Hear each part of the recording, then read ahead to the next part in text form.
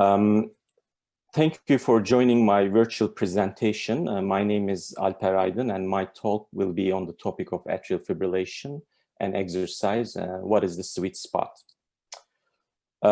Just to give a quick outline of the talk, the current literature on exercise and management of atrial fibrillation will be the focus of this presentation.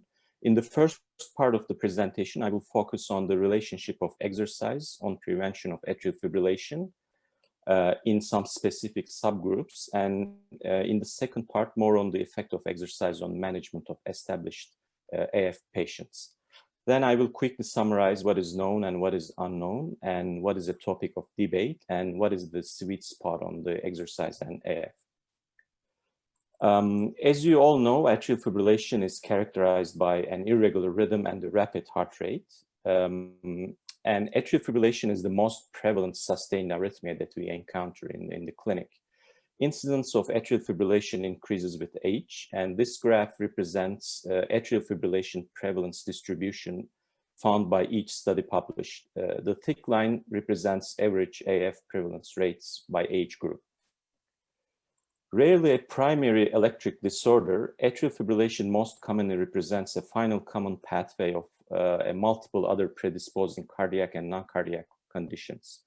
Estimated number of individuals with AF was 43 million in a 2016 survey.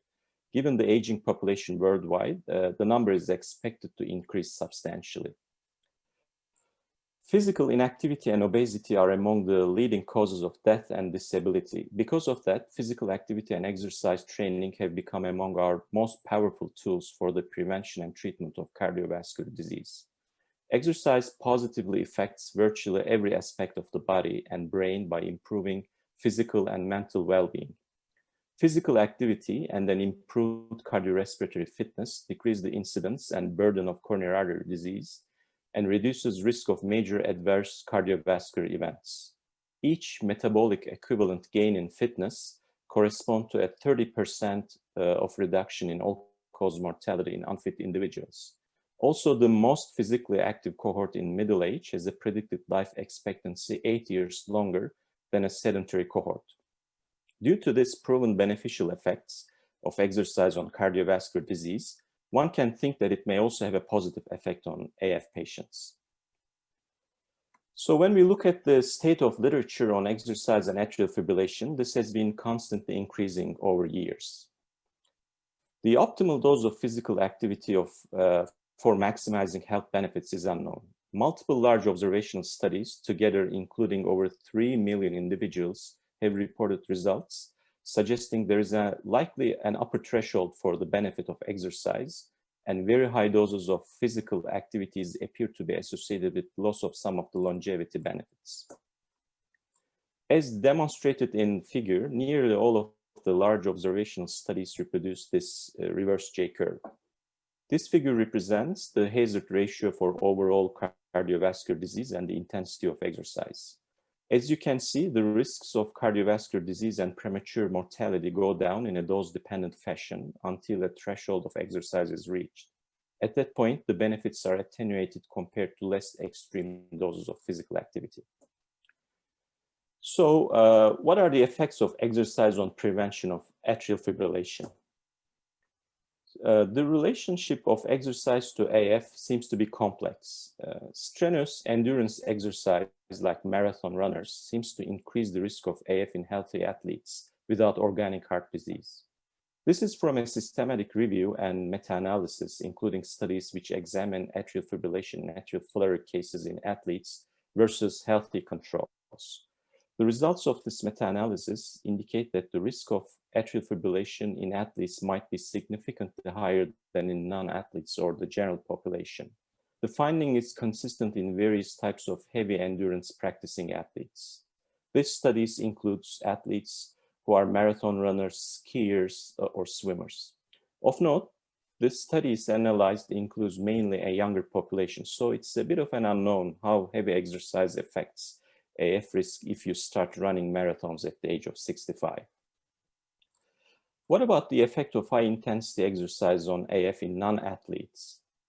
This is a study including the patients from Physicians' Health Study to assess the association between frequency of vigorous exercise and the risk of developing AF in nearly 17,000 apparently healthy men.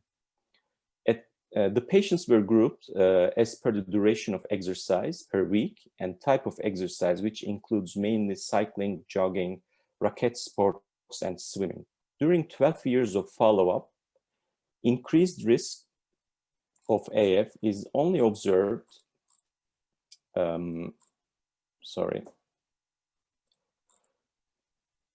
only in men older than 50 years of age who are joggers, as the risk increased with the increased amount of activity, as you can see in the figure.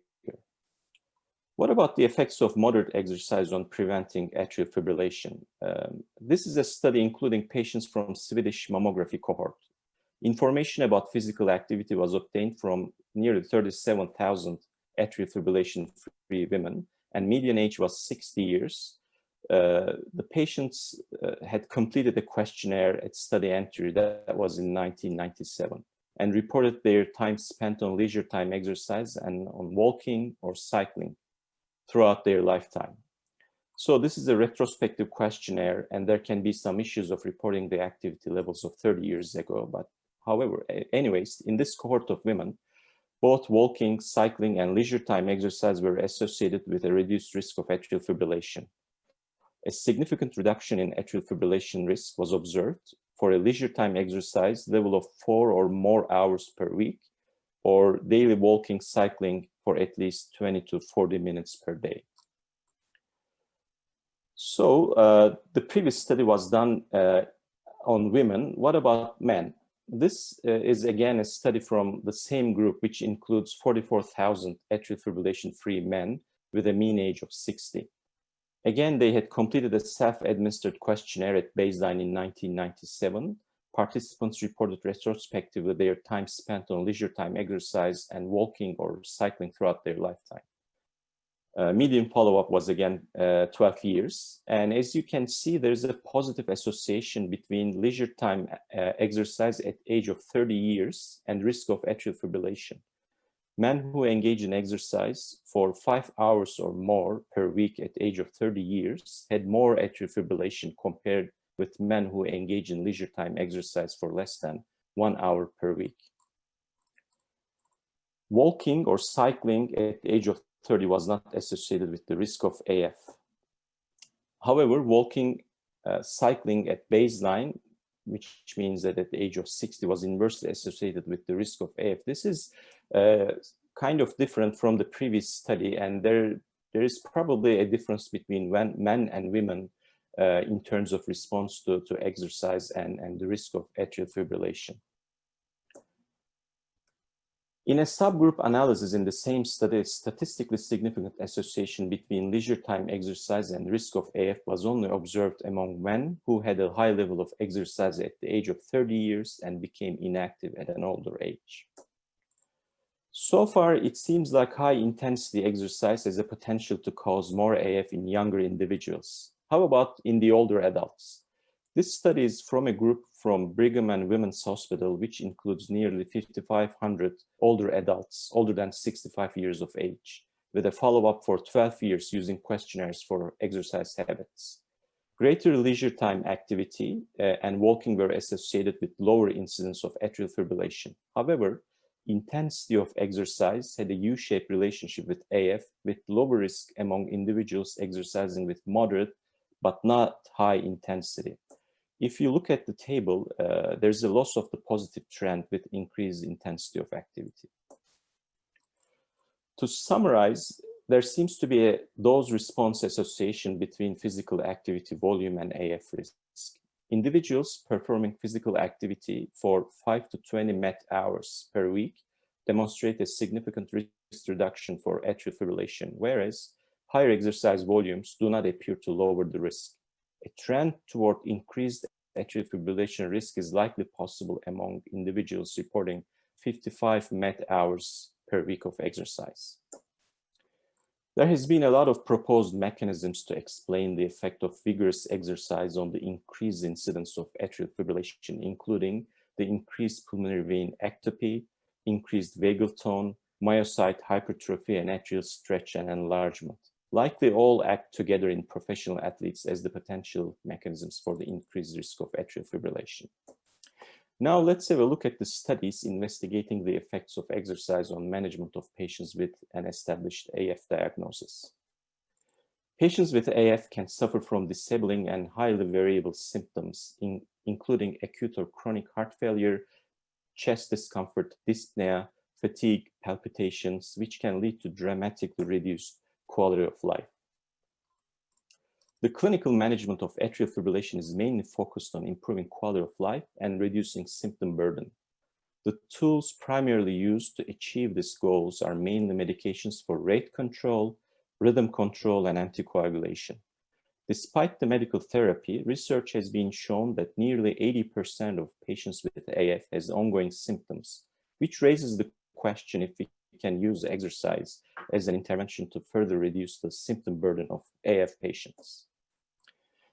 This is a study from Norway group, including patients who were referred for AF ablation for paroxysmal or persistent AF. This means that those patients were highly symptomatic patients with a need for intervention beyond medical treatment. Patients were randomized to 12 weeks of moderate intensity exercise and control groups. AF burden was assessed with an implantable loop recorder during the 4 weeks before the randomization and 4 weeks after the intervention. So it's a pretty reliable data for atrial fibrillation. Mean time in atrial fibrillation increased from 10% to 14.6% in the control group and was reduced from 8.1% to 4.8% in the exercise group. This study is different from the previous studies that I mentioned because it's a randomized study using an exercise protocol called high-intensity interval training, for which the beneficial effects has been shown in various studies on cardiovascular diseases other than AF. The protocol uses a warm-up and cool-down period and 4 high-intensity intervals, which active pause periods in between as shown in the figure. And this is kind of the new trend as far as I can see in the recent atrial fibrillation rehabilitation studies. What about the patients with permanent atrial fibrillation? This is a study which consists of 30 patients with permanent AF. 15 were randomized to exercise training and the other 15 randomized to control.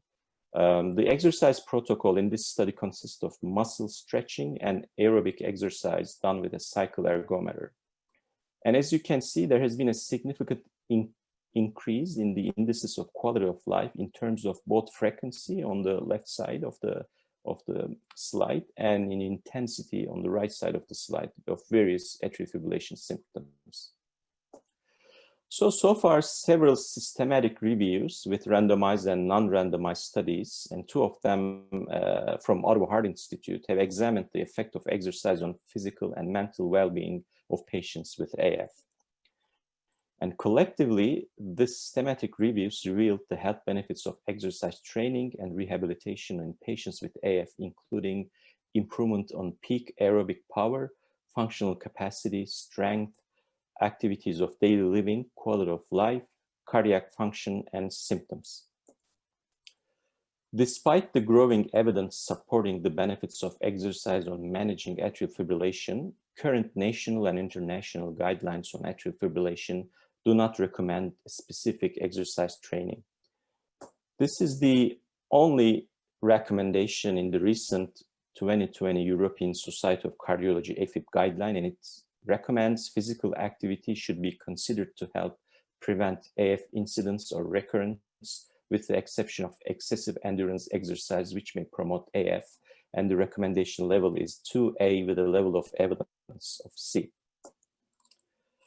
So far, what is known from all of those studies and research, high-intensity exercise in professional competitive athletes increases the risk of atrial fibrillation. Moderate activity seems to be beneficial to prevent atrial fibrillation when compared with no physical activity. Studies shows there is difference in benefits between the age groups and genders. Exercise training and cardiac rehabilitation seems to be beneficial in patients with AF for symptom control and physical and mental well-being.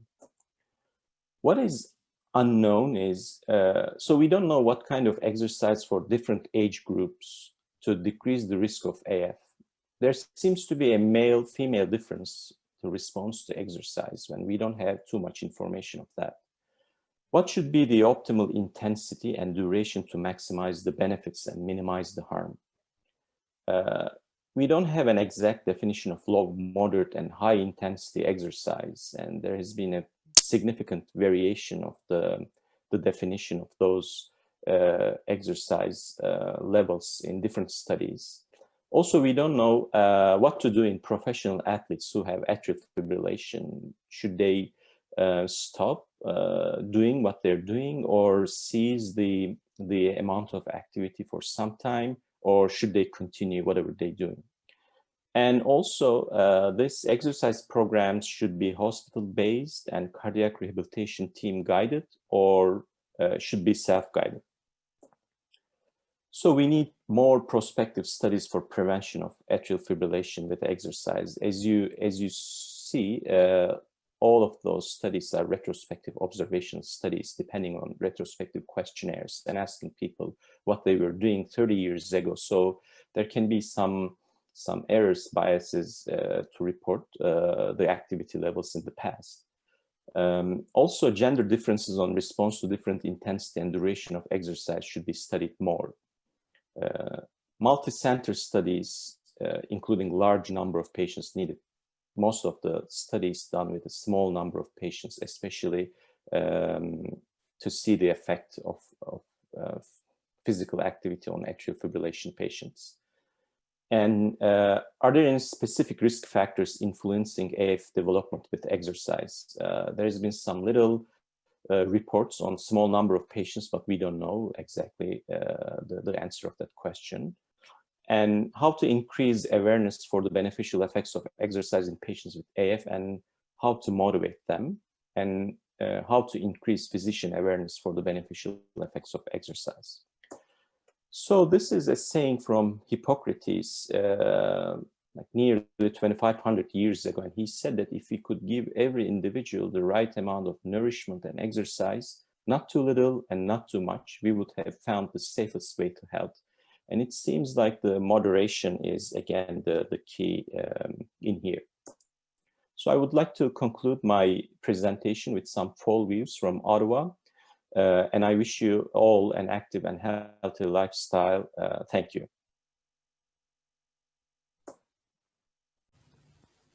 Thank you, Dr. Alper, for your impressive presentation.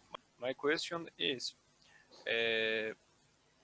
what should we recommend to our patients in terms of exercise? Thank you.